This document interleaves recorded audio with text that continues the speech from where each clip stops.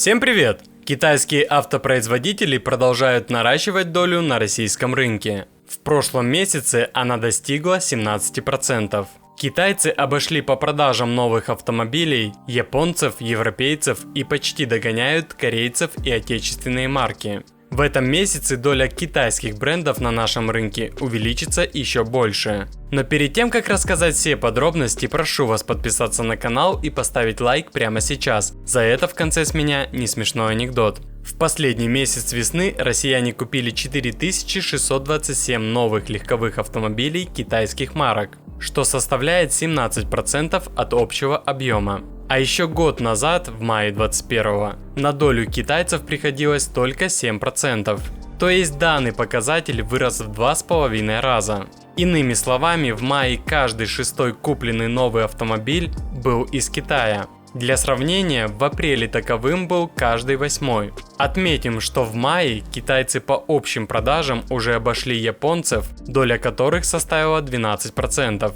Выше располагаются только отечественные и корейские марки, которые имеют по 25% рынка.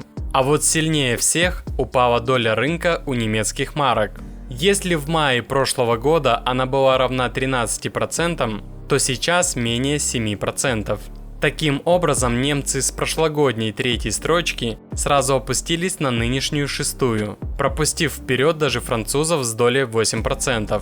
В рейтинге марок самая большая катастрофа у Lexus. Продажи упали на 99%. За месяц своих покупателей нашли всего 20 машин, против 1866 годом ранее. Также беспрецедентное падение продаж у Volvo минус 96%, Porsche минус 95%, Volkswagen минус 94%, Toyota минус 94% и Land Cruiser тоже минус 94%. В топ-10 самых продаваемых марок теперь уже вошли 3 китайских бренда – Chery, Haval и Geely. В феврале был один лишь Haval. Примечательно, что Chery, которая до этой весны не входила в десятку, в апреле поднялась на 7-е место, а в мае уже на 5-е. Но что-то мне подсказывает, что это не китайцев стали больше покупать, а просто меньше покупать другие марки. Ну и обещанная шутка юмора. Жена звонит мужу. «Вадим, ты навигатор в машине трогал?» «Да, дорогая. Я смотрел, какое расстояние между Москвой и Ярославлем». «Ну спасибо тебе, Вадик. Я в Ярославле».